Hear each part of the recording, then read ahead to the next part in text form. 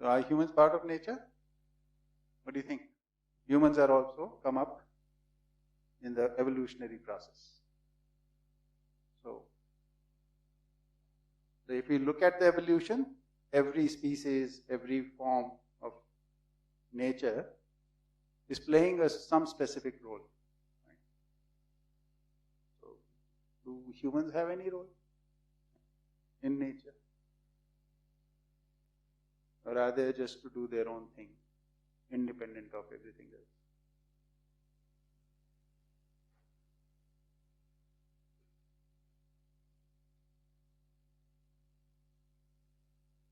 How do you as an individual relate to nature? That also could be part of the sharing.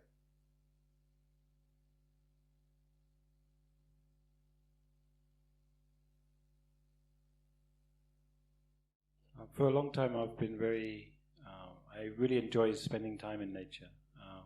I spend quite a lot of time alone in nature. And one of the reasons that I love being here so much, we live in this village also, is because it feels really quite wild and real. Just above the village you go into the forest and it's very unlike human controlled environment. And one thing I always find myself is extremely peaceful there, actually. And I notice that nature feels very unconfused. I feel there's no, of course I don't want to, whatever the word is, I don't want to Disneyfy it, I don't want to, be too romantic about it, but it just feels it feels very timeless, and it feels very, just unconfused, actually. And I find that incredibly attractive. So I spend a lot of time just being up in the hills here, just spending time just sitting with the beauty of the unconfused nature, actually. And I feel really strongly, sometimes it's kind of mesmerizingly beautiful, actually.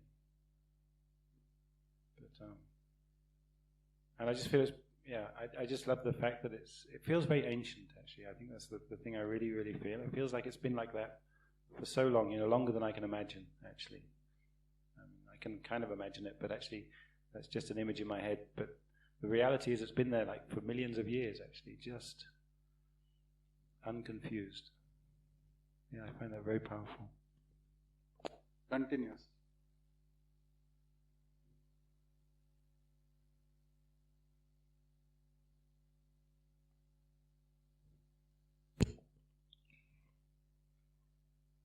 I also love being in nature, but and we are part of nature. So, and actually, when you look around, everything seems to have an order. It's very orderly, and I think, for me, the scariest thing is it seems like we humans we don't recognize what our orderly relationship to that nature is anymore. And actually, most of what we do, we get from nature, we transform it into something that can't go back in the cyclical way that everything else goes back. And so we're actually kind of, in some ways, depleting, horribly depleting nature, taking out from it things which we can't put back in an organic way. And, how can we see that, and how can we actually correct that so we don't feel this is an endless thing that we can do, because obviously we've already created so much damage. And I think that, of course I love being in nature and stuff, but I feel like that order, that responsibility that we have in this whole scheme of things is, super important to recognize and participate in that in a responsible way also. Few years ago, I came across an information. It is called infradian rhythm, just like we have a circadian rhythm, which is a 24-hour cycle, circadian rhythm. We women, once we start having our periods, our infradian rhythm kicks in, and the infradian rhythm goes on for 28 days, which is our menstrual cycle. And that menstrual cycle is divided into 4 different parts: follicular, ovulatory, luteal, and menstrual. And these phases are in correlation with the seasons that we see in the nature. Like the menstrual phase is our body's winter season. Follicular phase is our body's spring season. Ovulatory phase is our body's summer season. And luteal phase is autumn or fall. So learning about this information made me feel more connected to the nature and the moon itself. Because moon even has the 28 days ka cycle. So it is very powerful, the entire information. I cannot go on talking about it right here. But it has changed my relationship with nature, the way I witness nature or the way I interact with nature. I have found myself respecting nature even more once I learned how we are deeply connected to nature, how it is all interdependent. We are not independent. It is a give and take between us and the nature. In fact, we and the nature are one and the same. Now, again, this will be a lot more philosophical, but yes, you asked now, like, what is our relationship with nature? I feel that I and nature are the same. Like, we all and nature are the same. We are not different from one another. Anybody else?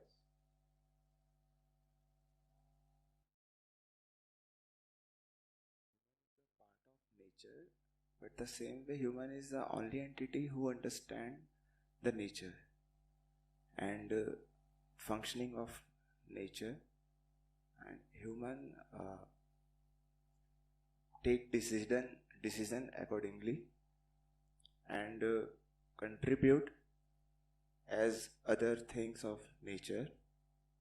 Human, after understanding, human can also contribute in harmonious way. So the human is only entity who understand the nature, and the same way is the part of the nature also.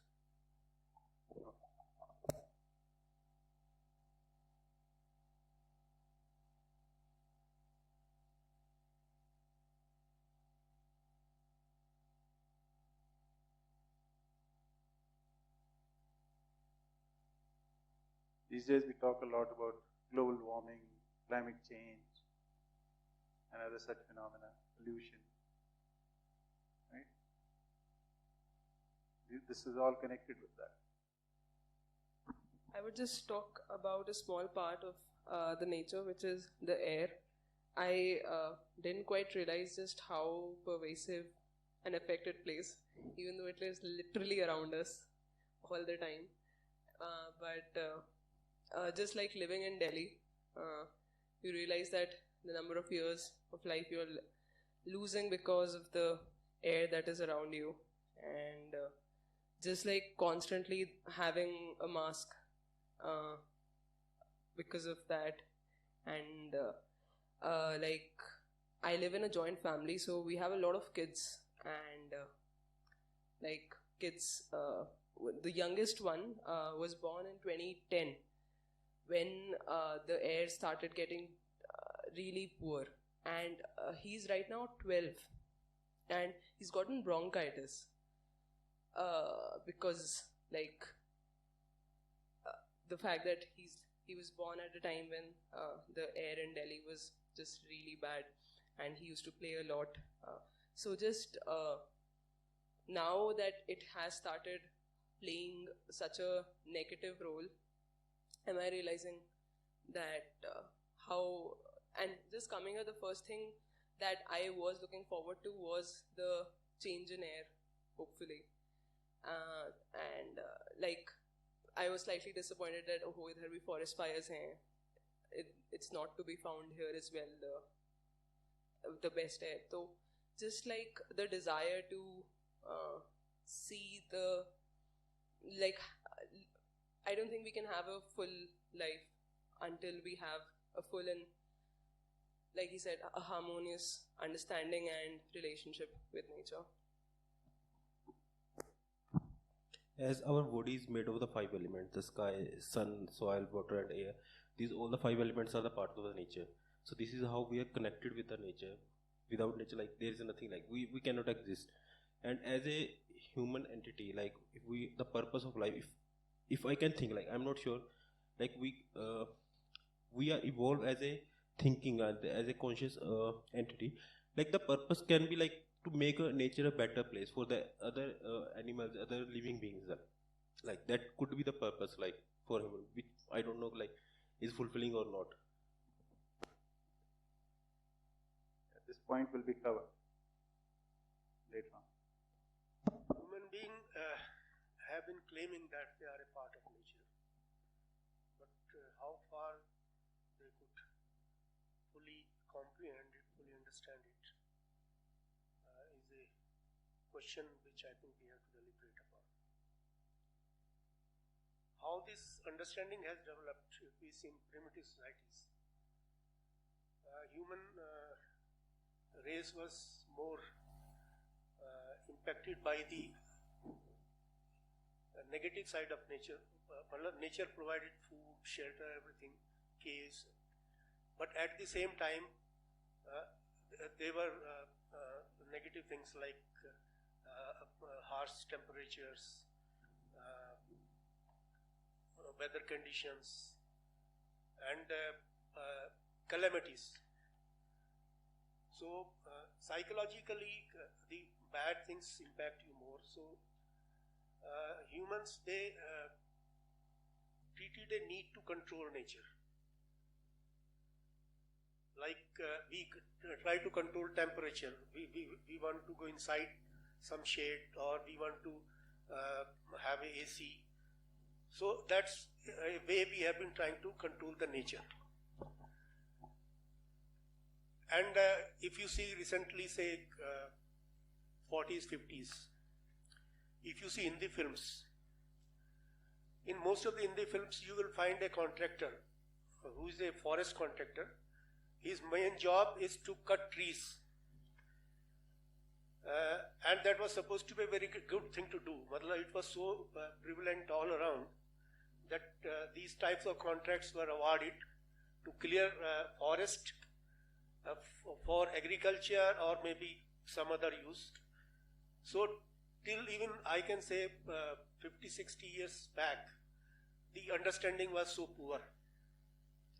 Unless this nature started showing, manifest the results of what you are doing. So I am not sure how far still we have been able to understand. To just add to what you said, we've lived in Dehradun for some time, and there is a Forest Research Institute there, FRI, which was established more than 100 years back there. And we went for a visit there, and the main area, very large display they have written, this institute was established for exploiting the forest resources. We've been doing that. That's the main objective.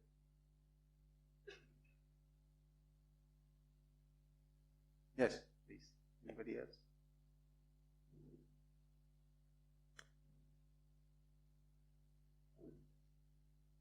It's not a sharing per se, but just now we use a word called capitalize on it. Oh, are they like that? Oh, how can we capitalize on it? So I live in a city, and I spent my childhood amidst greenery. So in those days, the trees were painted red and white. So those trees came in the directory of trees maintained by the government, and those were not supposed to be cut. And we grew up thinking that these trees are never going to be cut, you have to take care of them, and so on. But now, road widening, and I see so many trees just gone. They're just not there because we need bigger roads and we need bigger this. Right now, as I live in the city, I feel separated from nature. I don't feel part of it because I'm only amidst man-made things. I don't, and even the gardens are landscaped and curated. They don't feel real. The bushes are perfectly cut. The flower beds are perfect. It doesn't feel real. It feels all very artificial. It doesn't feel part of nature at all. So we our society is next to a tekdi. Tekdi is a small hill. And there is a group of people who have been working really hard to plant trees and reforest that hill. But it's been such a huge task, because the more the buildings come in, the more the groundwater gets depleted and more trees die. So you plant them. We usually every Sunday we form a human chain to water these plants so that they don't die. But it just makes me feel that, the so-called development that we say, is that really development? Cities are being developed, people are rushing into cities. Is that really development? Because it's actually depleting all the resources and the beauty of the space as it was earlier. So, though I feel helpless because I don't know how to bring about the change. I can bring about a little change from my side by being good to animals, maybe raising a fight in the society that don't kill the snakes that are around. Snakes are harmless most often.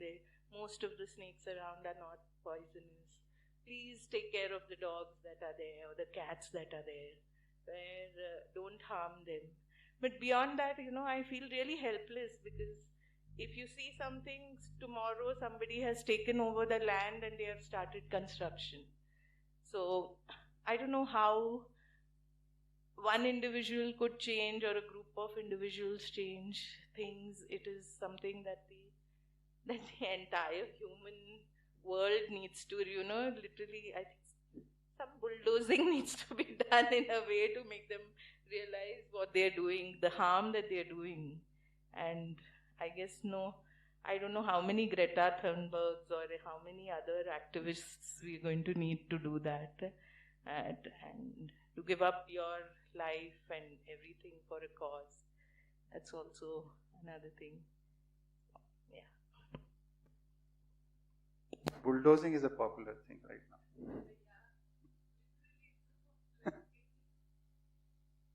Maybe it's not a solution, could be the cause of the problem. Yeah.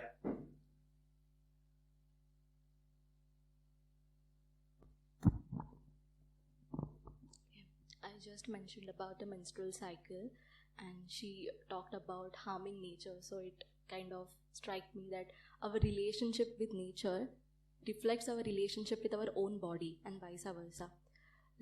Because nature is cyclical, and just like the summer, then winter, all the seasons go round and round, and there is time for rest, there is time for productivity, there is time for everything. But we are continuously, as we see it, कि हम rat race में हैं. So we are constantly trying our best to be productive, to be efficient, to do more, to be more. We are not making enough time to just be. And even when we mention about slowing down, some people feel uncomfortable with the idea of slowing down. So we need to inquire why this resistance is coming from, what is the reason. And it kind of reflects in the way we see the nature as well. We are constantly exploiting nature. We are not giving it a sustainable time to flourish, to just let it be. So that's one thing that came to my mind, that our relationship with nature equals to our relationship with our own body. And he also mentioned about the 5 elements of nature. Again, it is about body as well. So yes. So one aspect that I'm hearing is kind of an order, right? From my standpoint, there is no designed order per se. We seem to look for an order. So if you look at something like fractals in maths, there is no order, but when something gets built, we see order into it. So basically, any individual species or any individual of any species per se, I don't think they have any moral boundary to look at this is my role that I have to play, be it a plant, be it any animal, right? For example, if you look at Delhi, see the acacia was planted and the acacia took over all of it. The whole of ridge is acacia. They're taking out, they're trying to make it more deciduous forest. Same way the Burma python went to US. and it is taken as an invasive species because it does not allow the native species to live. So it is not they come with any moral boundary. The difference that I see with the human animal per se and the other animal is that most of the animal are bounded by their biological bedrock. They have very limited flexibility over that in terms of their cognitive stuff. The humans have more flexibility out there, which means their ability to change something compared to the other ones is more larger. And that's the main difference. But the order is not something, it is there because of the evolution happening together. And we seem to have a lens to look at order. That's how I look at it. Okay. Gurgaon is one of the upcoming or probably already there IT city. All the societies that are made on the farmland which is being sold by the farmer or whoever. We have, my own society is made on that farmland only. And this farmer has even more land which he's either giving to rag pickers and they're making jhoplis out there, or when I shifted in that society, there was this huge sarson ke khet mustard fields, and then eventually in those 3 years I've seen them go, when the land is being taken, he's giving on rent for these people. So I don't know, we are all responsible for it, capitalizing again on the fact that probably he's feeling whatever his mindset is that he may get an immediate money, which is, and all these farmers in Gurgaon have a great BMWs or Audis in which they travel. Their son, they don't have to work for the next probably 4-5 generations. I don't know. That's one thing that I was thinking of. The other is that our organization, our office is based in Sector 40, and there's a huge greenery out there, which thankfully, and it is a co-working space between one dispensary which is being taken care by the government and us. And there's a huge green lemon trees there, some jamun ke ped, there is, we have also developed a kitchen garden there. And whenever we call them members, the people who live with mental illness, they come there, they always say that, this place is so peaceful. Amongst the mess and the madness that Gurgaon is, that particular place gives us a little surreal feeling and kind of gives us a contact with nature. So the green becomes greener when there is rain there, and we try and save it as much as possible, although I don't know for how long we would be able to do that, but that's our contact with the nature. The other thing I was thinking was this Save the Soil campaign which is going on. And I am very ignorant about all of this, but the only thing by the name of it, I'm understanding that the whole agenda is to raise awareness about saving the soil. We are at this point where we have to save something which is so much in abundance, which was supposed to be so much in abundance, and yet we are at a point where we are trying to save it now.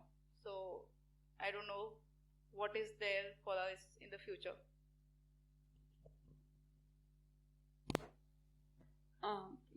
The topics you were talking about brought some nice examples to mind about the role of humans in nature. And how I see it is that since humans are these creative beings with agency, we have, and since we have agency, it's very evident all the bad that we can do. But when we think of role, I'm imagining the good that we can do, the value we can add to it. And the examples that come to mind are, say, how we've managed to breed variants of plants and trees and animals that are stronger over time by identifying certain qualities and things that happen in nature naturally over a long period of time. If we're able to recognize the natural cycles that they're a part of and are able to maintain that, then we're able to improve the quality of that and do it more efficiently and put them to good use. But at the same time, if you think about breeding again, and trying to do this without identifying the natural cycles of nature, we can also do it in a very problematic manner, which causes all sorts of side effects that were not considered because we were too, what's it called? Blind. The thing that horses have. Blinkers, yeah. Humans can add to nature. Another example was the soil and how natural cycles already lead to soils becoming healthier over time. But humans can also do that, and they can do it when they put their mind to it. They can do it very systematically. I mean, they can build upon existing natural systems and make them even more robust, and we can create compost and do it much faster than it was probably already happening, and hence add to the natural cycles that were already in place. So I think that's one important role. Okay. We're talking about role of humans in nature. So when you mentioned what we can do, I just thought of what our organization is doing. I mean, we do have a compost like this in our organization because we do a lot of cooking there. So all those vegetable peels and all are being there. I mean, they are being dumped there so that natural fertilizer can be made. The other thing we are doing as part of saving the planet in a way is using recycled papers.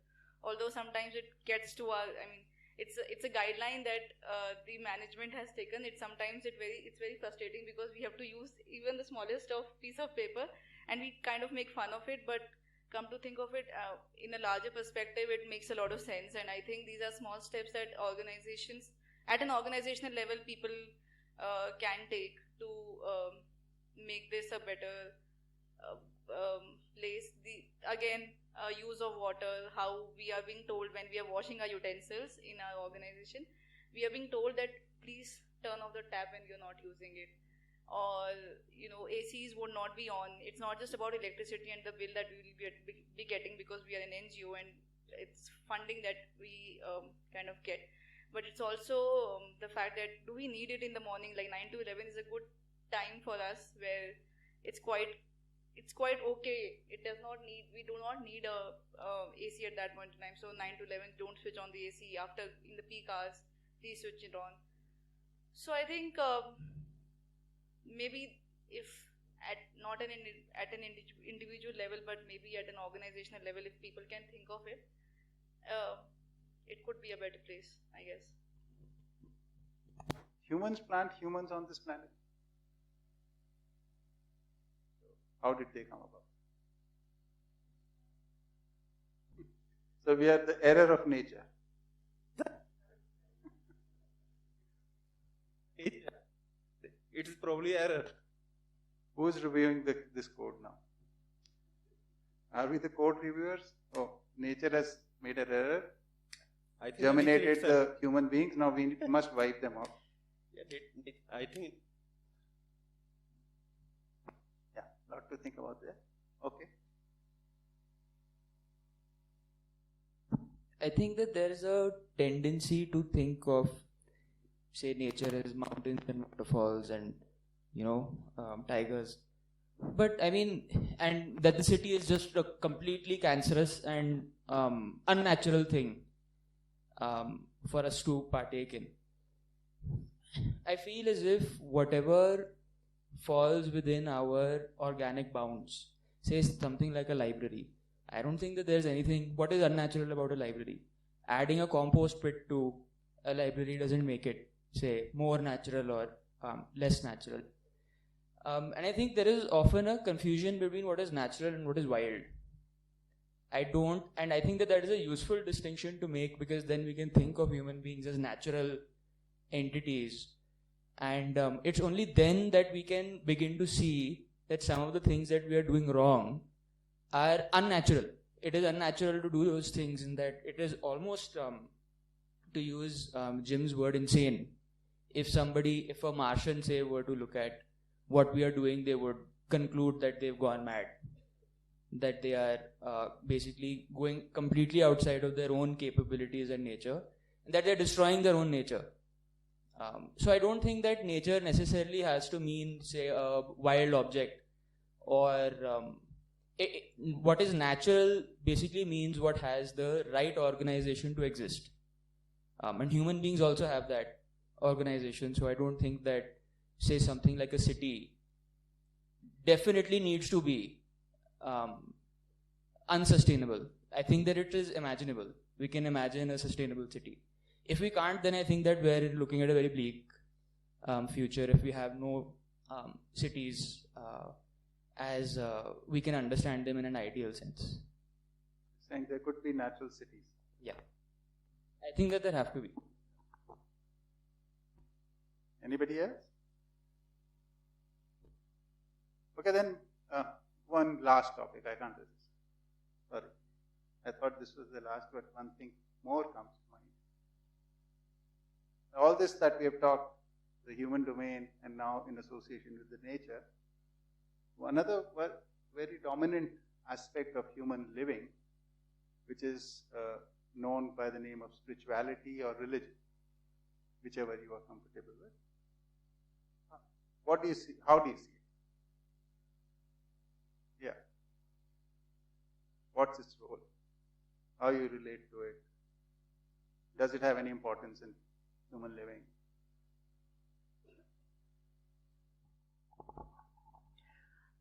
So somebody once I was in a workshop and somebody defined religion as rules or social norms according to place, profession and time. So that was the first. I've never been a very religious person my whole life, but that was the time when I felt that, if religion is something like that, I'm ready to follow it. So that was the only time a definition felt like correct. Second thing is spirituality. Spirituality, I would say, is the connection, my connection as an individual with the universe. And that is essential for each one of us because if we're not spiritual, if we do not understand that realm of our life, we'll end up living a very small life. So that is why spirituality is essential, so that we can go beyond what is given to us in a physical form. Yeah.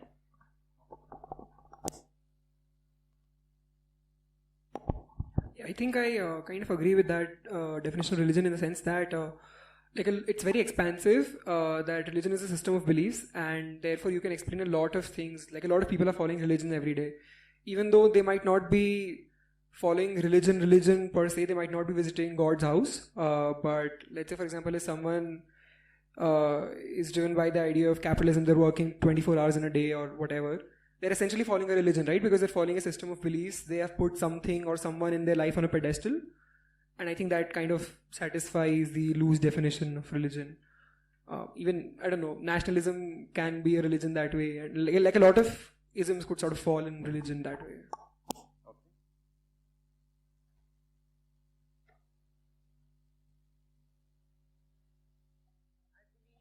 That we are all, each and every one of us is a perfect being, but we still have to evolve to something better than we are at this moment. Religion, I've been brought up in a particular way. So take care, but I have now realized that very structured, very deep, very, what is the word I'm trying to get at? Very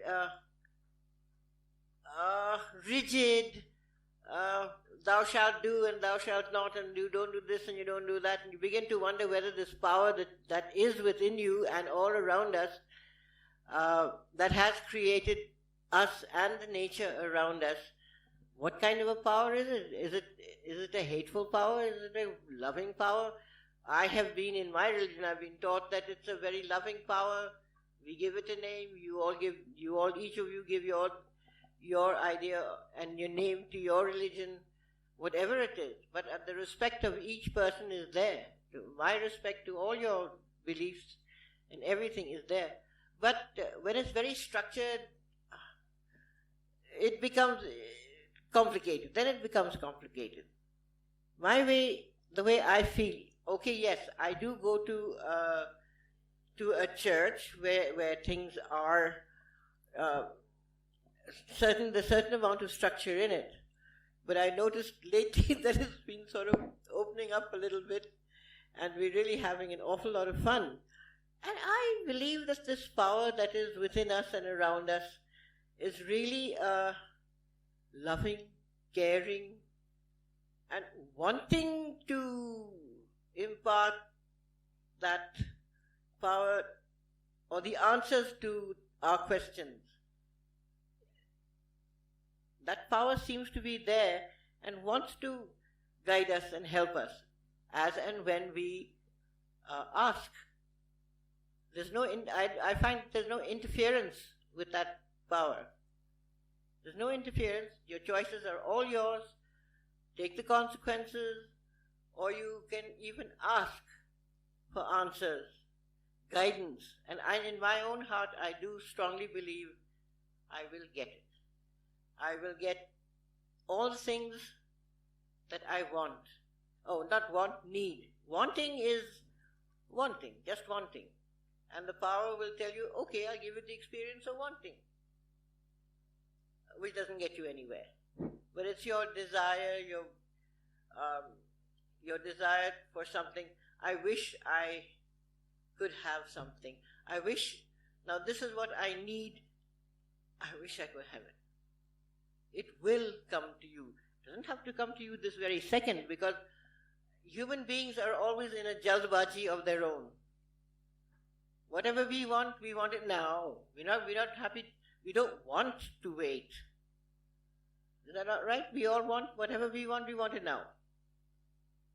Sometimes the power tells you, hang on, I have a better route for you, I have a better way, I have something better for you, and these are my feelings. Now, each one of you has your own take, so be it, and I love you all and I respect it all.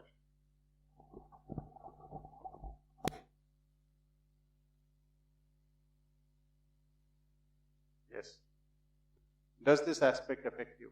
Does it have any impact on you? I would like to share my thoughts about the spirituality. Everyone, this question arises in everyone's mind, like, what happens when a person dies? Like, right. The body remains the same, and what is that thing like that goes out of the body? We can say it the soul or the energy or the Jeevan tattva. Like, these are the like synonyms that we can use. And if we think about with that perspective, we can feel like there is some energy inside us which is a part of the higher energy, or we can say the higher consciousness. Spirituality is a part of, like, when we feel like we are the part of the higher energy, and we have the same energy that we can use for getting. Once we understand this, we are a part of the higher energy. We can achieve anything. Like, we can use this energy to fulfill our goal.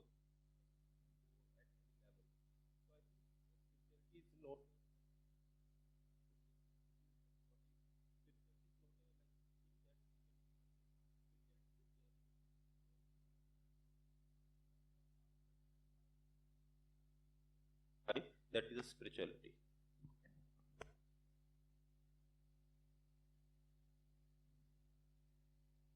Anybody else?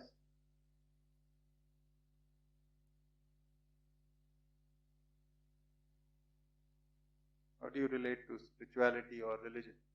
Yes. Pass the mic.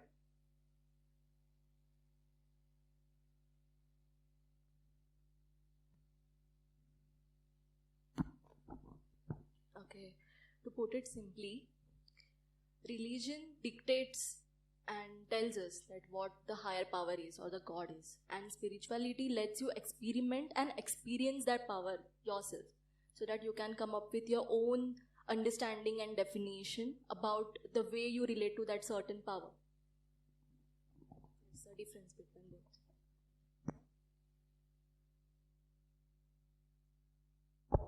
So I'm not sure if this falls in both the categories of religion or spirituality, but I think it's somewhat still related. Is like a lot of people, and also myself, we have this need for feeling transcendence or something.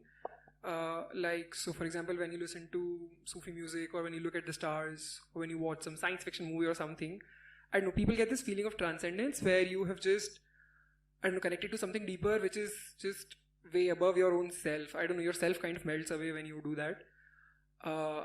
I'm not sure of how it falls in our discussion, but I think it's somewhat related. I'm not sure.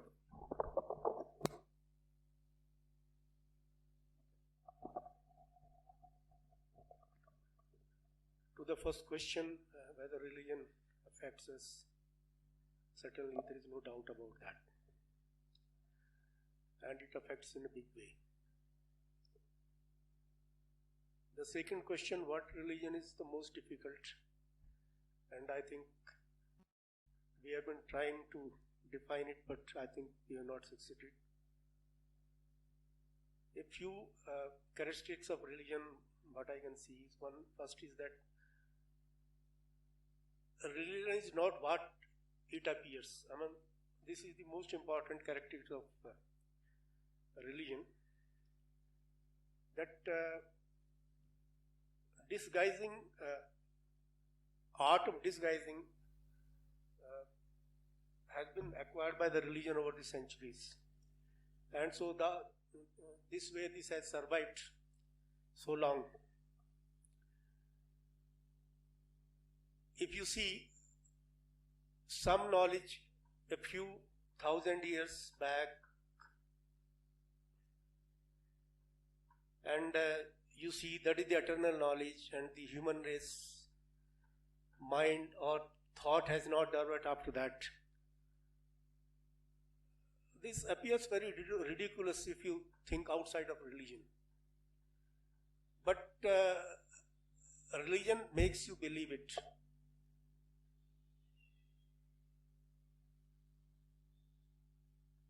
My own understanding is that, and secondly, in spite of that, in spite of a very kind of static thought which has not evolved, religion as an institution has evolved over time to affect all the generations. My personal understanding of religion is that it's a power institution like any other institution, like a state. You control people. This religion is basically to control people. We may see as rules and regulations, but who will make the rules and regulations? Who will implement that? Who will punish for not following rules and regulations? There will be somebody. So that somebody actually controls. So religion ultimately becomes a power institution to control. Spirituality, to be very frank, I don't understand. I think we can discuss what is spirituality. Having some interest in philosophy, I can say that philosophically you can say it's opposite of materialism. And what is materialism? Materialism is basically we have concept of matter and consciousness. Materialism believes that consciousness is also a product of matter. It's not something, it comes from somewhere like soul or consciousness. Maybe spirituality is when we believe that consciousness is different from matter. And we see it in a different perspective altogether than everything after birth, before birth, after birth, and what happens after death. So all those things come. Because we believe in survival of a human being after something remains. After a human person dies, something remains. And that is not part of the prakriti, that is not part of matter. So that is, but I mean, this is just a, I mean, I cannot say, I mean, this can be acceptable. This can be my own version, but spirituality again has been defined in so many ways, and it is almost, you can say, is a subjective issue. Thank you. I think both religion and spirituality has this angle of looking for some sort of goodness, like there's some search for virtue, and but religion as institutions, it seems that virtue is sort of externally imposed. This is what is virtuous. Do this. You have, and you suppose there is some element of following. I'm not very sure about spirituality, but it appears to me that it's in a sort of common trend context. I would say it's a reaction to that sort of external imposition of religion. That no, my spirituality is connected to my questions, my search for virtue, my and it's not, and I don't want it to be controlled by any sort of institution or person or anything like that. But I'm not. I don't. Although I do see a search for virtue in myself, I sort of do not feel a connection. I've never felt a sort of connection to either ideas. Maybe because I don't understand the religion one, so for sure I don't feel much connection to. Spirituality also, I've never felt a desire to kind of look into much. But maybe people have better, definitions for me, so that it might seem like something important. Sir इस मुद्दे पे एक बार मेरे पिताजी से मेरी बहस हुई. वो बोले कि तू बहुत नास्तिक हो गया है, पूजा पाठ और बाकी सारी चीज़ें मैंने बहुत कम कर दी थी. हालांकि बचपन से मेरी परवरिश उस सब माहौल में हुई, तो फिर मैं जैसे जैसे चीज़ों को जानने लगा तो ये सब कम हो गया. रिटर्न में मैंने उनसे पूछा कि पिताजी आप एक बात बताओ कि आप 3 दिन से ज़्यादा पानी को छोड़ सकते हो, पानी पीना छोड़ सकते हो? बोला नहीं छोड़ सकते. 5-10 दिन से ज़्यादा खाना छोड़ सकते हो या सांस लेना छोड़ सकते हो? बोले पॉसिबल नहीं है. बोले कहा जो ये सब नेचुरली है, जब मैं ये छोड़ ही नहीं सकता, मैं तो नेचर का पार्ट ही हूँ. आप किसे नास्तिक बोल रहे हैं कि जो रूल्स और रेगुलेशन फॉलो नहीं कर रहा हूँ जो बनाए गए हैं. अगर मैं उन रूल और रेगुलेशंस को बिना जाने और मानते हुए फॉलो कर रहा हूँ तो उससे मिल भी क्या रहा है? तो ये मेरी जिज्ञासा थी पर्सनली कि मैं सभी धर्मों को, क्योंकि भक्ति वाला पार्ट जो ईश्वर वाला पार्ट है वो हमारे इंडिया का एक बहुत पुराना वे है और काफ़ी सफलता भी हमने पाई है इसमें. तो जब मैंने जांचना स्टार्ट किया तो यही था कि अपने विचारों को जानना, यानी खुद को जानना. तो साधना के बारे में मेरा पर्सनल ओपिनियन यही है कि अपने भाव और विचारों पे, यानी अपने विचारों पे लगातार फोकस बनाए रखना, यही साधना है. ये मेरा पर्सनल ओपिनियन है. तो ये तो कंटिन्यू हो ही सकती है क्योंकि ये मशीन जो 24 घंटा चलने की क्षमता रखती है, यानी कि शरीर अगर थक जाता है वो 8 घंटे काम भी कर लेता है, श्रम कर लेता है, तो मुझे एक नींद की आवश्यकता है. लेकिन ये मशीन तो 24 घंटे चलने वाली है. ये सपने भी आते हैं तो उसमें भी मैं भय और चिंता से ग्रसित रहता हूँ. तो जब 24 घंटे चलने वाली इतनी पावरफुल मशीन मेरे पास है तो मेरा तो ध्यान और साधना 24 घंटे चल ही सकती है, राउंड में कुछ भी करूं बॉडी से. तो इस पे धीरे से फोकस गया. तो जब मैंने इसे अंदर से जाना तो एक अलग ही एहसास और कुछ पाया. वो अब एक अपना पर्सनल जर्नी है. तो धार्मिकता के बारे में तो यही अंडरस्टैंडिंग है.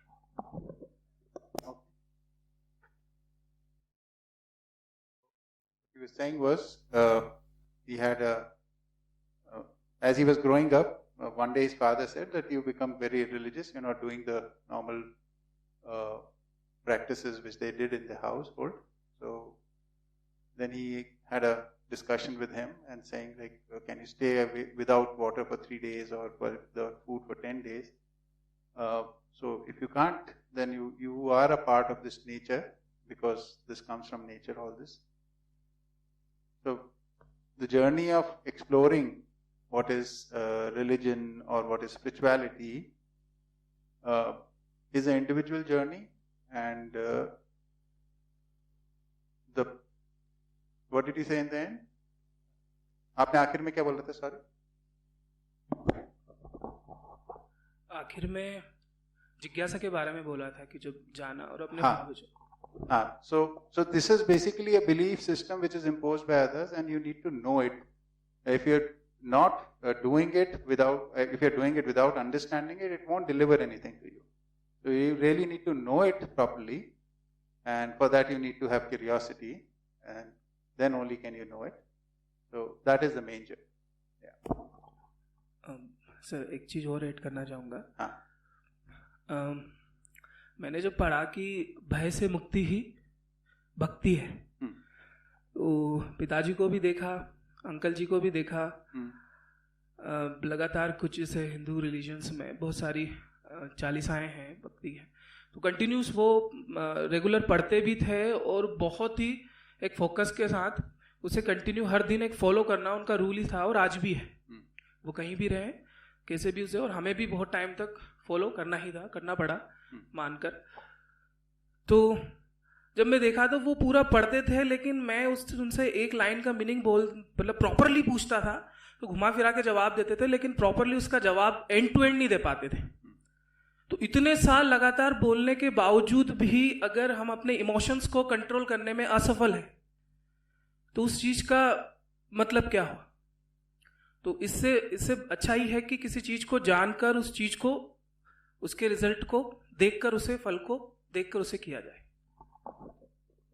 In his family, his father, his uncles, they all were, they used to practice of reading the religious texts regularly for long hours. But whenever he used to ask questions to them, they would not give a straight answer. And so he wonders that if you can't answer questions even after so much discipline and so much time being devoted, then what's the point of this exercise?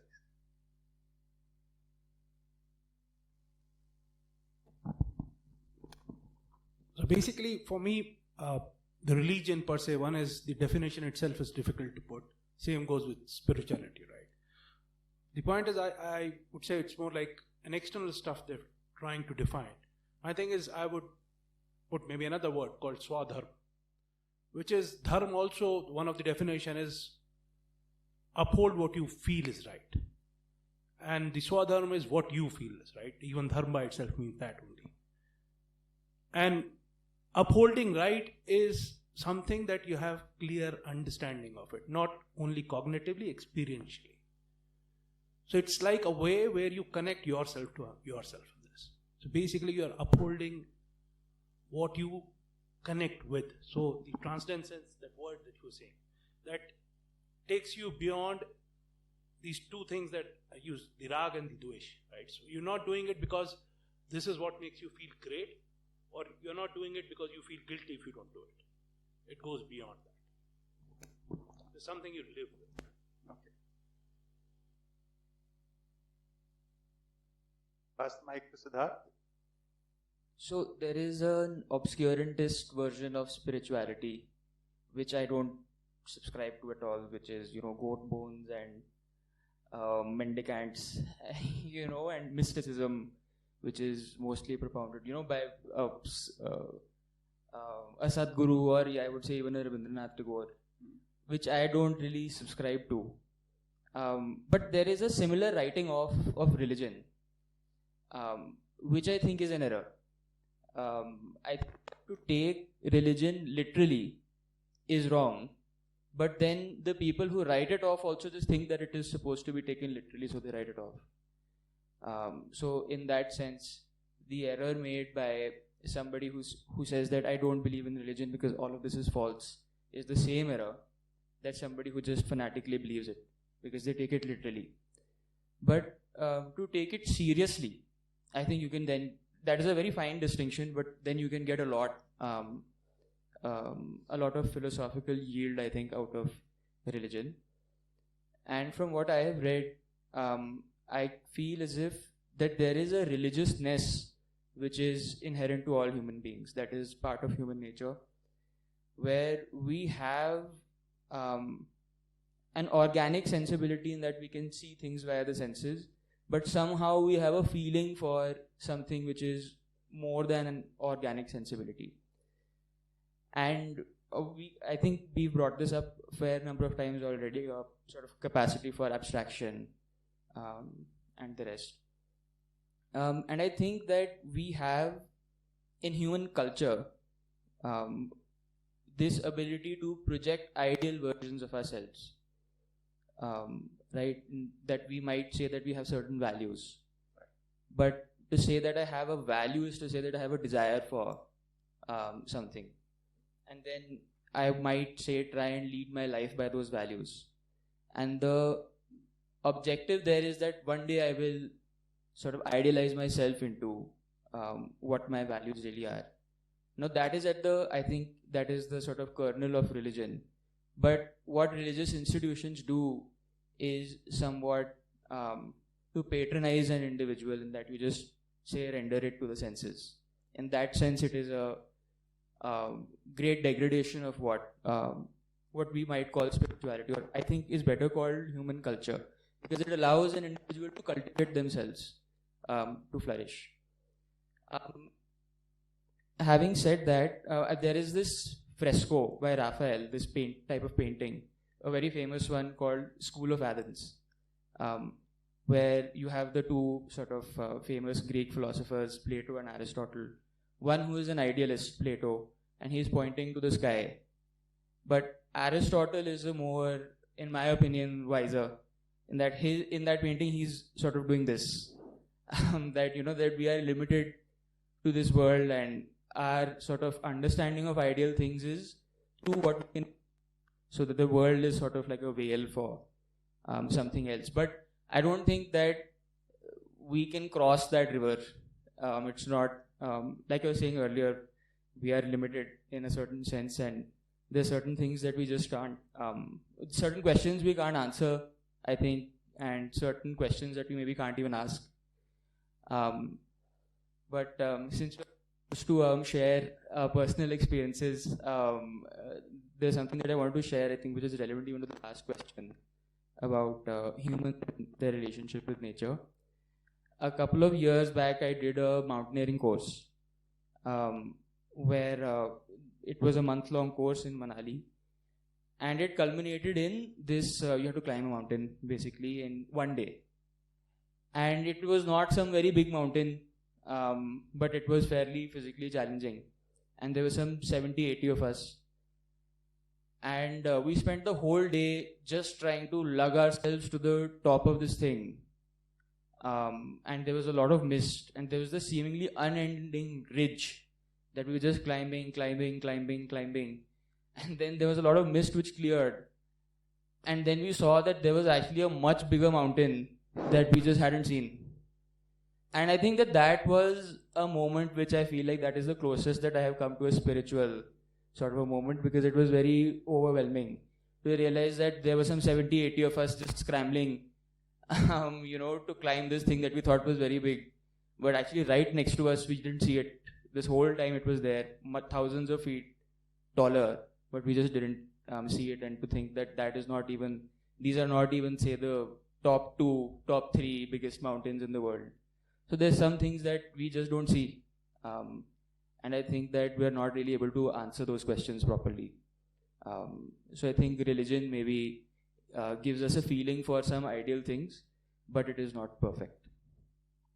I would just like to take one of the parts that Siddharth mentioned, the seeking of our perfect selves. And I think that is what religion would mean to me. That it's a effort to become a more ideal version of ourselves, and in that way, what Vibhu mentioned, that a lot of people spend a lot of their times at work. I am also one of those. So because I feel like that takes me to a version of myself that I want to be, and in that way, the saying is work is worship. I mean, I completely believe that as well. So, just that. Okay. So he said one word, that religion, no matter how much we believe in it or not, it's sometimes universal in nature, somewhat universal in nature. So that made me think of one particular thing, that even though all my life I've been a very little believer of religion, I mean, I've done all the puja part, everything that is a part of a household, but not as such a believer. But every time something wrong used to happen, or I was scared of something, the reflex response was to, pray. So that is what my thought when he said the word that universal, no matter whether we believe in it or not, is universal in nature. That was the first thought that came in my mind, that every time things go wrong, the reflex response or reaction is praying. Is to close my eyes and think, please, bacha lo. Wala situation.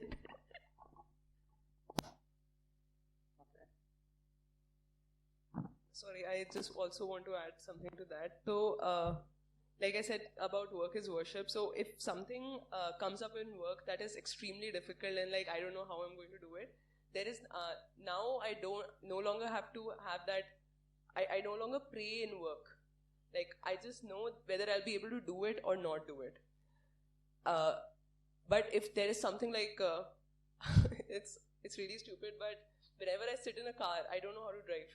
But whenever I sit in a car, I have to say a prayer because there are things that can happen which are not in my control.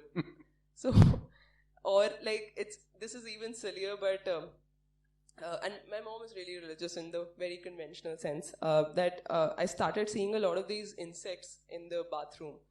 And I was just like, and I used to get really scared, like, okay, what is happening? And it was just suddenly happening, and it's been happening here more. But she said, oh, you need to then offer a dua before you enter the toilet. So I was just like, but just this feeling of not being in control is, and depending on somebody else to save you, and in that way not being your ideal self, which I think I am being in, say, my professional life now, but not in, say, other things. So just this feeling of control and how much I am able to do it, and which might be saying my reliance on a higher entity too.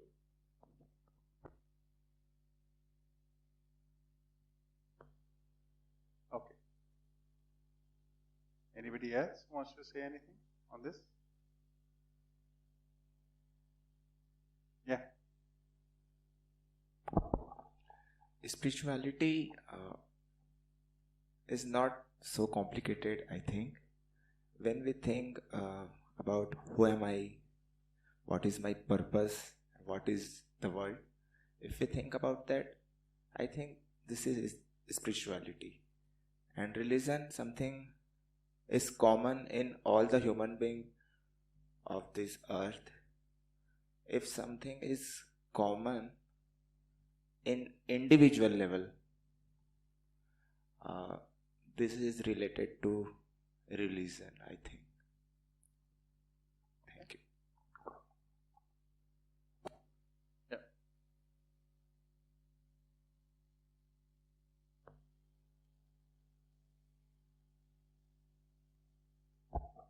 And your example is not so silly. It is very important and nice example, I think. भैया मुझे कभी कभी मतलब ऐसा लगता है कि जब भी मैं कहीं से निकलता हूँ तो मेरा अगर कोई टेम्पल आ गया तो मेरा डरवश ही सिर झुक जाता है.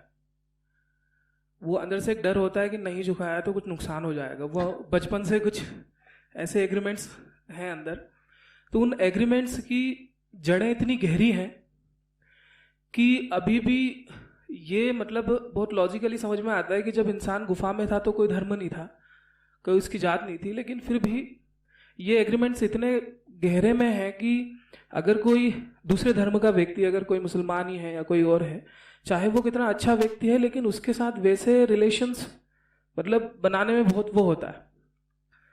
तो कहीं ना कहीं भगवान की भी अगर वो हो रही है तो मतलब सर भी झुक रहा है. कई बार हम किसी सिचुएशंस में एकदम एवॉक होके अपने आप से पूछते हैं, आंखें बंद कर लेते हैं, तो वो भी किसी डरवश है, वो जानकर नहीं है. तो कहीं ना कहीं धर्म को जानने की जरूरत है. और कोई रियलिटी है तो वो मतलब ऐसा नहीं है कि वो अगर हम इंसान है तो उसे जान नहीं सकते. पर एक बार मान लेते हैं कि हम इस रिलीजन्स के हैं और सारी मान्यताओं को एक्सेप्ट कर लेते हैं, तो हम उस बड़ी रियलिटी को टच करने से चूक जाते हैं.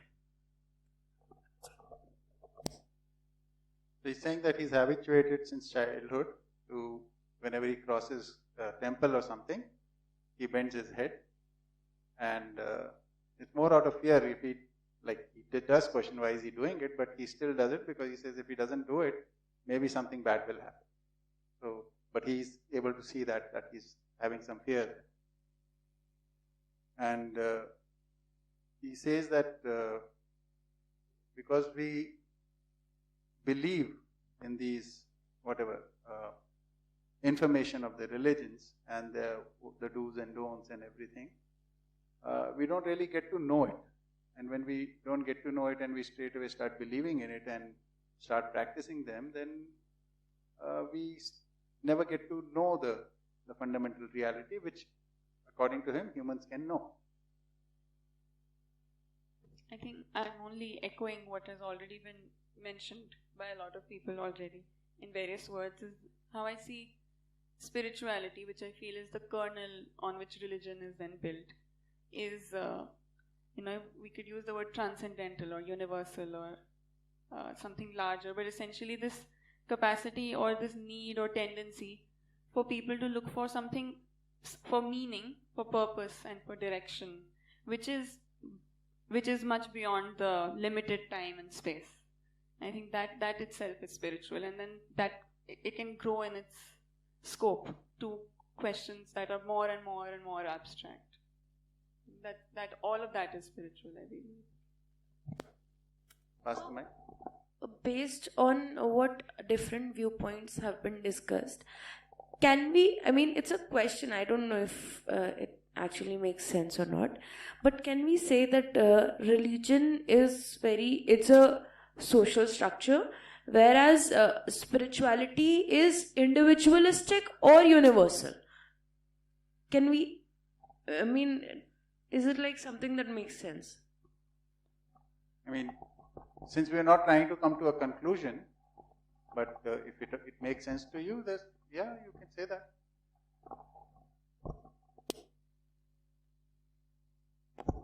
I think one function that now I reflect about it, the religion has not served in my life, but that of my parents' life and some of my cousins also, is that whenever we used to grow up and festivals and everything, we used to gather together in community in the city and so on.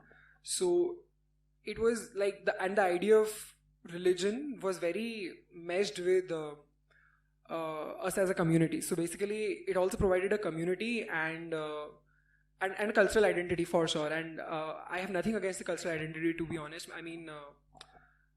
If anything, they're very beautiful, which came with religion. So yeah, that was the point I wanted to mention.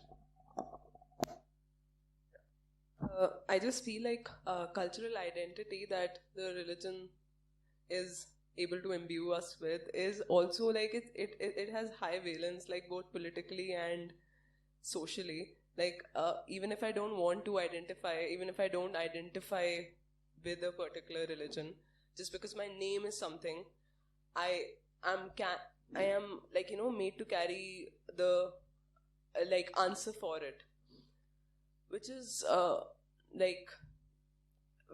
something that I didn't expect. Because I also very much enjoy the cultural benefits that the religion, any religion offers, but maybe not anymore. Okay. Anybody else? Religion, spirituality. So we've covered a lot of topics, right? And I'm not going on to a newer one.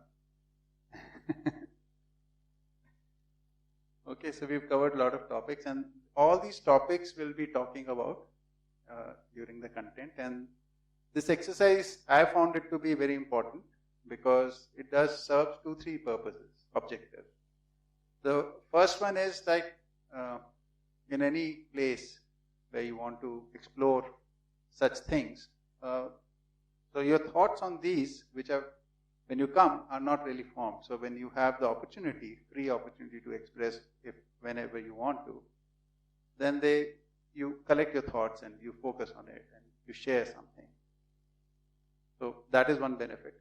The second is that because you're sharing on that point, we get to know you. That was the stated objective. So we got to know each other very well. How everybody thinks, what is having effect on others by the sharing, right? And the third one is because you talked about these things and we come to a point where nobody has anything more to say, that gives you readiness to listen now. So that was one of my selfish motives. Because if I started speaking from the first day, there would be a lot of education. No, it doesn't mean this, it means this and that and this. You had your say, now please let me have my say for the next 5 days. Okay. So all these things are intermeshed. We'll start with, basically there are 3 topics we'll cover in this.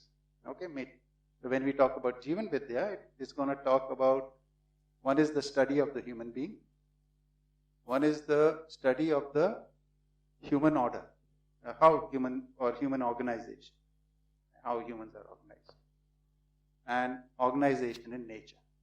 Right? So we'll be studying it from 3 angles. So, and the first topic that we will talk about is the study of human being. But before that, there is some ground which we need to cover, because a lot of inputs which have come in, to start a journey, we need to start from one place. So we'll talk about 3 fundamental facts that we have. Every human being, after a certain age, starts acknowledging 3 fundamental facts.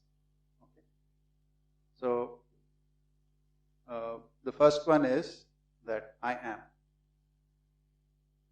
So now I'm saying this is a fact for all human beings. So you are a human being. Is it a fact for you that you are?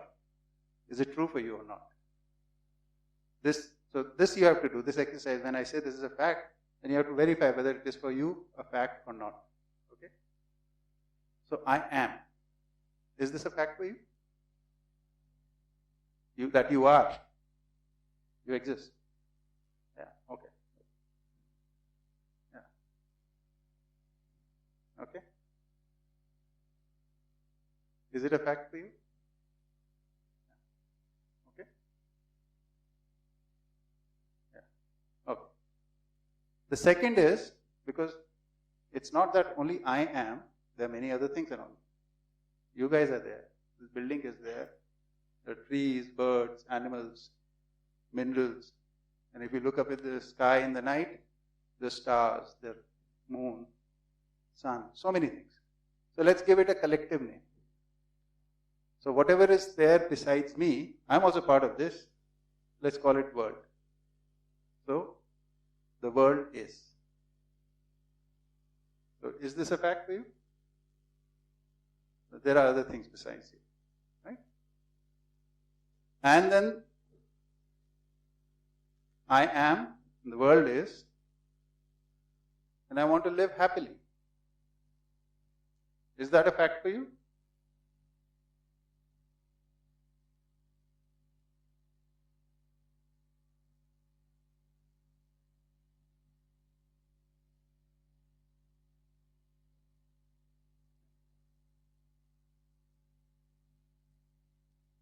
But do you want to live happily or not?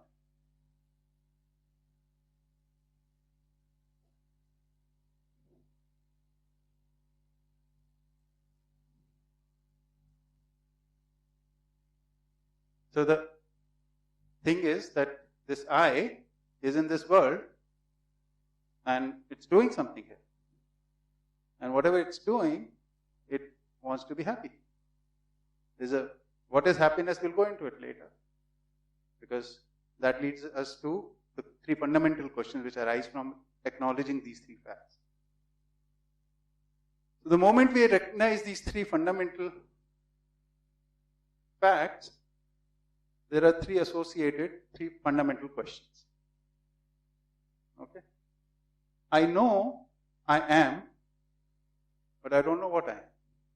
So that is the first question. So that is one part of the study in Jeevan Vidya. So we'll be trying to answer that question for you. It's not, we are not the first ones. You've been studying so many things, so this question must have been answered for you in many other ways. Similarly, the world is, but what is this world? Is it an illusion? Is it a place to be happy and be merry? What is there? What is this world? So this needs to be explored. I know I want to live happily, but what is happiness? That is the third question. Okay. So any study which addresses these three, here we are calling that knowledge. So study for knowledge, and then there is technical studies, like learning languages, learning mathematics, how to manage machines, how to grow plants. This is all technical. So when I say knowledge here, I mean these three. These three questions. This is the domain of knowledge. Okay? That's the domain of skill sets.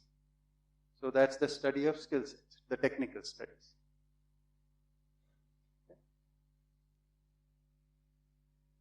So I, world, and happy living. These are the three main issues or three main things which we need to focus on when we are talking about knowledge. And it has been talked about since ancient times, since the man has come onto this planet. Even in caves, somebody was mentioning caves, there are paintings which show that they were asking such questions. There are spiritual and religious paintings found in caveman times. Right? In fact, probably that was the first reason to go and paint in the caves. So these three questions have been answered in the human tradition earlier by various people and various philosophies, ideologies. We are going to put these ideologies, philosophies, religions, everything into two major categories. Okay, so one is the materialist viewpoint and the other is the spiritual viewpoint. And why are we doing this? So that we know where we're standing today. And in context of this, where we are standing today, I'll propose to you what we are going to talk about in Jeevan Vidya. Okay, if you are able to relate to the analysis which I give here, then there is probably a chance that you will feel the need to go into that one. Okay, so I'm creating the background for further study. So the present context, where are we standing today? So according to materialism, what am I?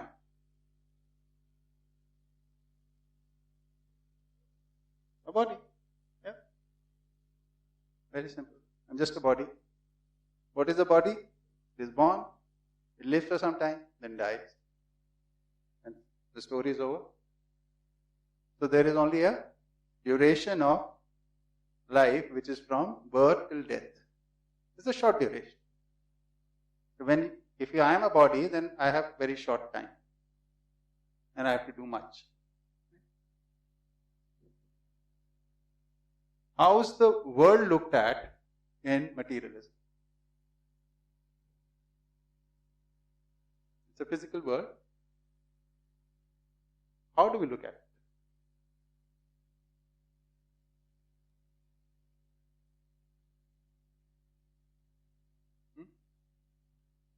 Yeah.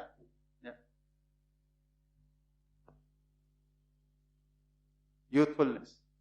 Useful. Okay. Yeah. It's a planet also.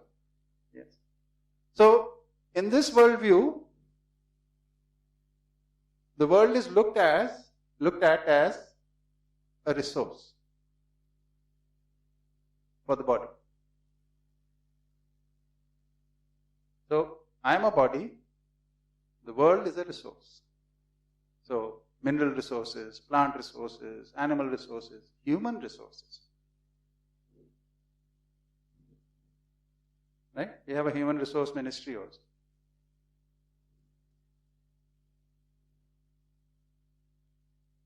And in this worldview, what is happy living?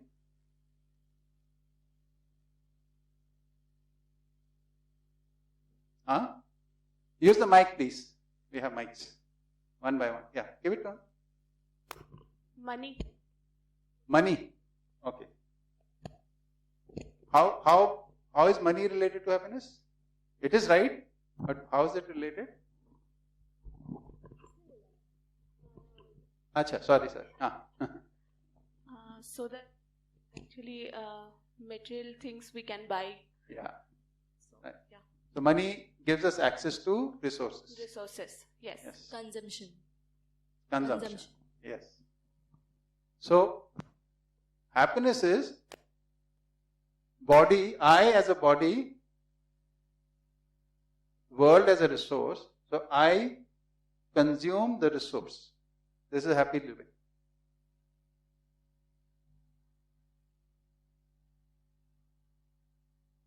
This is a very basic analysis I am giving you of the worldview of materialism. This is how it looks at the world.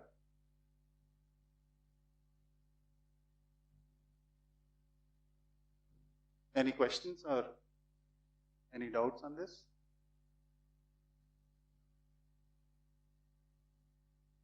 Which is that the question we began, the premise we began with was that the third question is, the third reality is that I want to live happily. But the question that raises is, what is happiness? Which makes me question that if you don't know what happiness is, then why do you want to live happily? You don't have any recognition of what happiness is. I would change that statement to rather be that I don't want to live unhappily. Because you have recognition of what unhappiness is. Okay. So here again I would feel that consumption is a way to not be unhappy. To avoid unhappiness. So how will consumption avoid unhappiness? Because the premise would be over here with materialism that if you consume, then you won't be unhappy. So if you think of yourself as a body and the world as a resource and consuming, this is the whole purpose of living, is to consume. And when you're consuming and you look around the examples in your life around you, does this give, this consumption, does it give some sense of well-being or not? Yeah, physical well-being. Yeah. But So there is no anything beyond physical as I here. Yeah, that's not what I'm saying. I'm saying that I wouldn't say that they're saying that consumption is happy living, because then, or maybe they are. I had a issue with the previous one more than with this one. The basic essence is that these are three major areas that we need answers for, and these answers have been given in this form, and this is what we are practicing. Have you practiced this? Has any one of you practiced this? I'm just saying, I am a body, the world is a resource, and living happily means consumption. So, if I'm stating this fact that this has come through ages till where we are standing today. So, we might have participated in this. We might have lived like this. So, I'm asking, have you lived like this? Okay. Next. Materialism gives us a lot of logic. Why does it give logic? Because materialism basically is based on the fact that fundamentally there is only matter. And whatever is happening in matter is resulting in various states. Evolution is in matter, and the mineral order or the plant order or the animal order or the human order is coming out of that matter. These are different states of matter. Right? And the changes, matter is ever changing. And you can observe these changes. You can put a seed in soil, you can see it germinate and then grow and become a full tree and fruit and give the seed back. So you can watch this. So you can watch the sequences in nature. Right? Matter is perceived through senses. So materialism relies on senses. So anything that can be perceived through senses and instruments which are extension of our senses, like you're wearing specs, is just an extension of your either a telescope or a microscope or a mic or whatever. These are all extension of our senses. Right? So anything which can be detected through senses or instruments is reality, and anything beyond senses or instruments is non-real. So something to be real has to be detected through senses or instruments. Right? And through senses we can observe things and we can see the sequence of things happening, various stages, various phases which are going through things. So therefore we can see, how does a tree come about? It comes from a seed. So we can say this is the causality of a tree is a seed. Right? So this activity and causality, this relationship is called logic. Right? So that's how materialism is built upon logic. Right? We can take two things, like we can mix two things and we can say this will happen with it. We have done this and anybody can repeat it and verify it, right? Which is this scientific methodology. So it's built on logic. But it is purposeless. What I mean here by purposeless is, it doesn't give a common purpose to all of us. Here the collective purpose, what I mean by purpose is the collective purpose. The same purpose for all of us. It is absent. And why is this relevant, having a collective purpose or a common purpose for us? Because we live together, whatever we do has an impact on everyone around us. So if we were seeking harmony, in case we are seeking harmony, then we will need to work for common goals, common purpose. If we don't work for common purpose, we can't have harmony. I mean, if you want harmony collectively, we can also just follow a set of rules collectively. We don't have to strive for some goals, right? Like that's not the only way of getting at harmony. Yeah, so following a rule becomes a goal then. That's what some religions have tried, no? Follow these rules, then we'll be harmonious within ourselves. Following is not so easy. That's what we've discovered, right? You said that purposeless, but it's just an example. When we build a road, it's for all of us, not for mine or not for the person who made it. So how it's not common? So when we build a road, there is some reason it is done for some. See, in this system, materialistic system, everything is done for resources. And who controls the maximum resources has the power. Okay? So a road is built not for the benefit of all. Road is built for profit. And profit comes through movement of goods and services. Right? So it is built for some business. It is not built for well-being of all. If there is a road, a lot more other people will also use it. So you can probably charge a small tax to them. And this we have been doing since ancient times. Oh, you want to use my road, you have to pay for it. Right?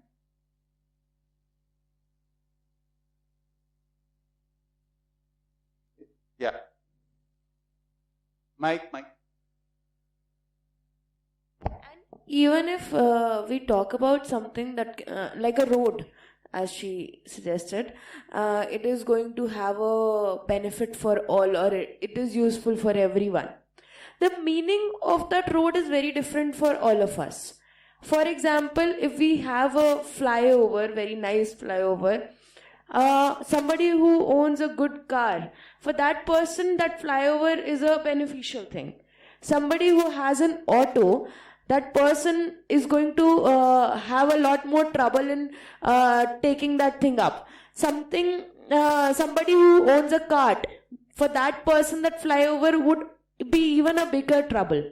And people who had to give up their home so that that flyover could have been built, that person would have a very different meaning. So that same road, which is like useful for everyone, has a different meaning of usefulness. True.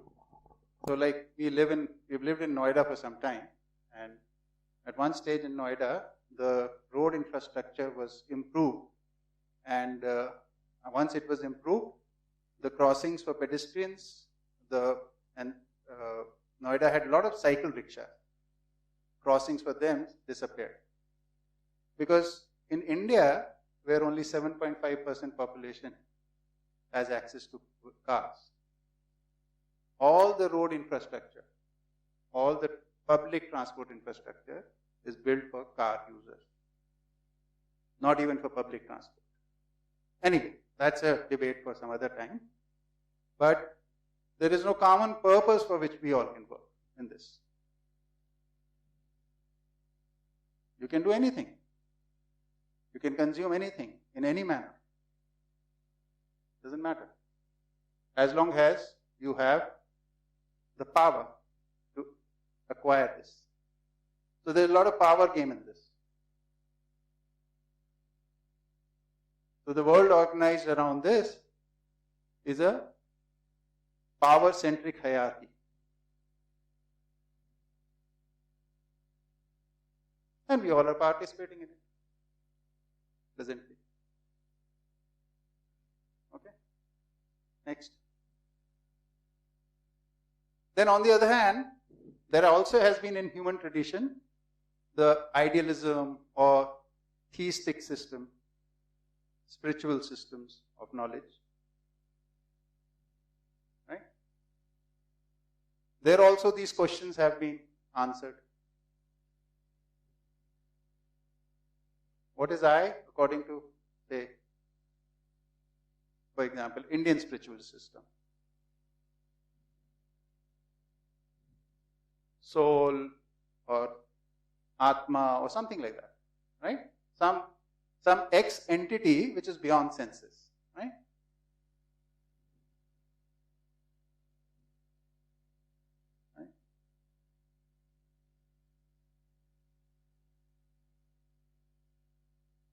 And what is the world? How do they view the world? Something to engage with?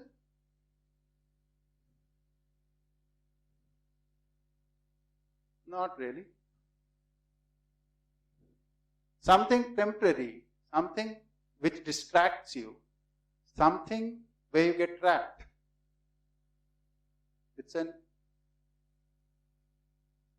Whether it exists or does not exist, that also is questionable. So it is an illusion.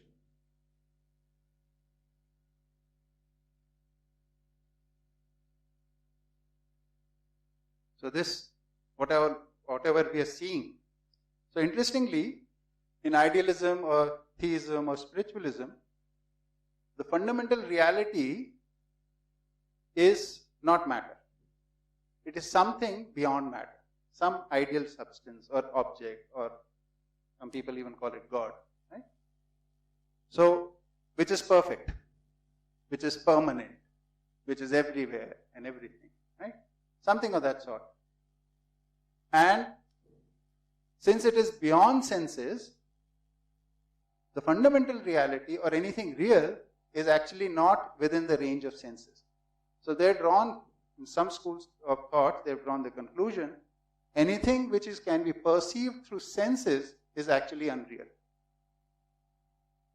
So whatever you see or feel or touch is actually unreal. in this side.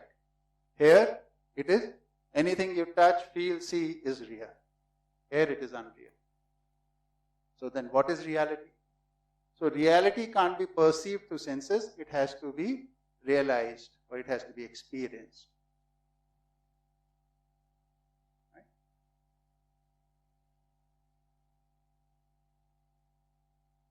What is happiness here in this column? So there's a concept of liberation, right? Moksha. Being liberated. What does liberation basically means? So most of the Indian schools talk about, because we are entrapped in this illusion, this I is entrapped in this illusion, it is engaging with it, it is thinking it is real and trying to seek its happiness. So becoming liberated from this illusion, breaking away from it. And that's why you do meditation, so that you withdraw from this world and finally withdraw from this body. That's when you become liberated. Okay? So this is the second set of schools which we are putting on this side, idealism. Essentially they're saying this.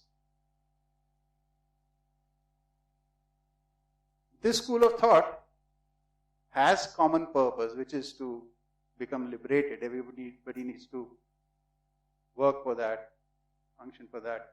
And in this, there is a belief of God, so maybe worship the God. That also is common purpose. Or live according to the will of the God. That is the common purpose. But this is totally based, because it's beyond senses, there are only beliefs to go by. There is nothing observable. So therefore it is logicless. So in the end you have to have faith. Faith is the only thing. So any of these schools, there are many, thousands of such schools, which are rooted in idealism. You start with faith, you live with faith, and you end with faith.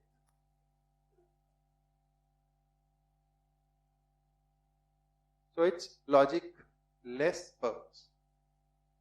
It is trying to give you something common for everybody to do, but because there is no logic, therefore there is no unified purpose which comes out finally. So everybody tries to. So what happens here is, so like for example, some of these schools believe in some form of God. So what is this God? So some believe God is formless, some believe God has a form. So there are two schools here. And those who believe it has got a form, some believe it has got a human form, and some believe it doesn't have a human form. So again, there is a divide, there are another two schools. Then in human form, is it a male form or a female form? Again, there are two schools of thought. If it's a male form, is it the elderly stage, life stage, or a youthful, or these are all various sects we have. If you look around yourself in India, you'll find so many schools of thought. Somebody thinks God is formless, somebody will think they've got form, somebody thinks it's a male, some think it's a female, some say it's a young one, some say it's an elderly one. All various sects are there.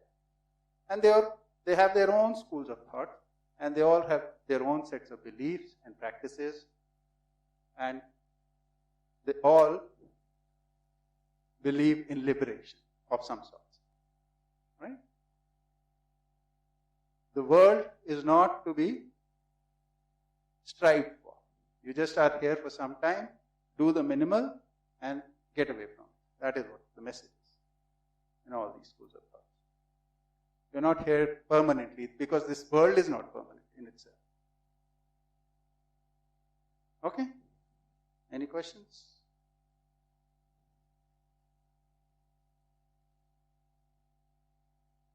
Okay. So what are the living program which comes out? If you have this worldview or this worldview, because the worldview you have, this will determine your lifestyle. This will determine what you do in life. Okay?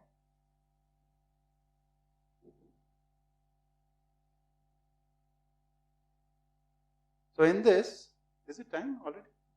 10 minutes. Yeah.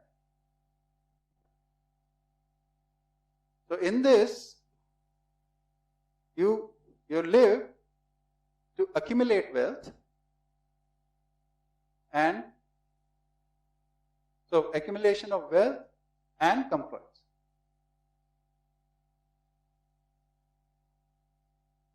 You're a body, the body needs comforts, so that is one of the objects. But since body can't consume these comforts all at one time, therefore you accumulate before somebody else consumes them. Right? So what we are calling comforts here is whatever you consume with the body. Right? Clothes is one comfort, chair is another comfort, right? This room is also one comfort, this project is also another comfort, food that we eat is another comfort. But the body, through which we consume these comforts, has its limits to consumption. You can only eat that much in one time. You can only wear that much in one time. But because this is the only thing you can do, you want to consume more and more, and there is a limit of the body which is not allowing you to consume the maximum at any given moment. Therefore, you keep hoarding, I'll consume it later. So this is where the accumulation or the hoarding tendency which comes.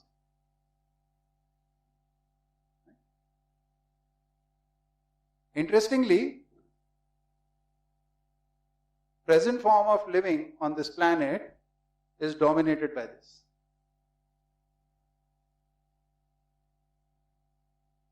We are doing this.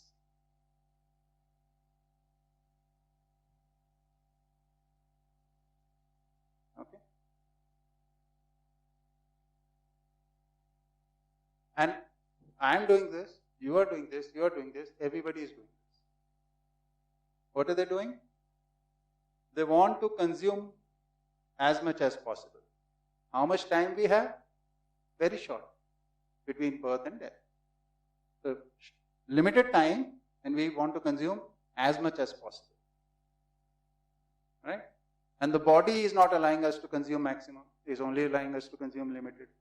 So we want to have our own control over, so that if possible, I'll consume more, but I should have access to it. So I try to have access over more and more resources.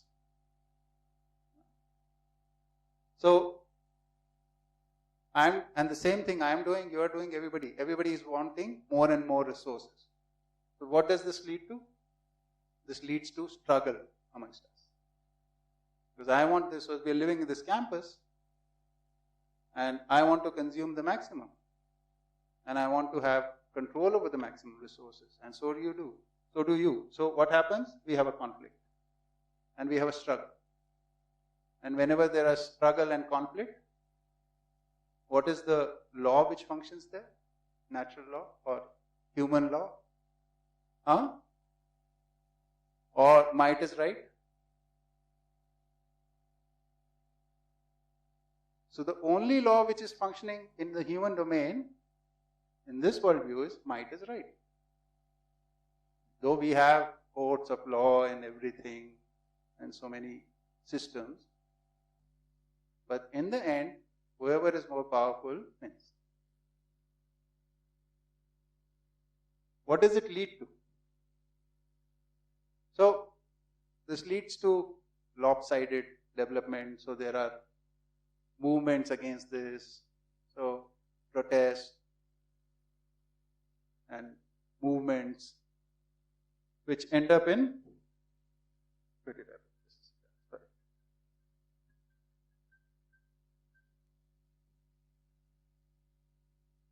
So, it ends up in struggle and war. And war is also decided by might is right, nothing else. So, all our mechanisms that we have developed and we are using right now, whether it's the family, whether it is the communities, whether it's the society, whether it's our production systems, whether they are exchange systems, transportation system, everywhere we are some way or the other ending up here. For a short time they seem to work, but eventually they slip into this.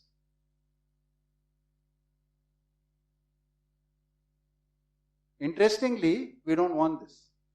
We don't like this. That is the irony of the whole thing. We don't like this. We don't accept war in a normal state of mind.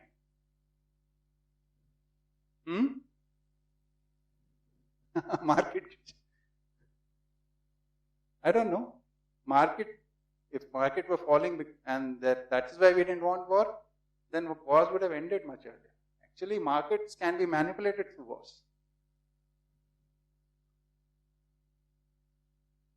So for the larger society, this is where we are stuck.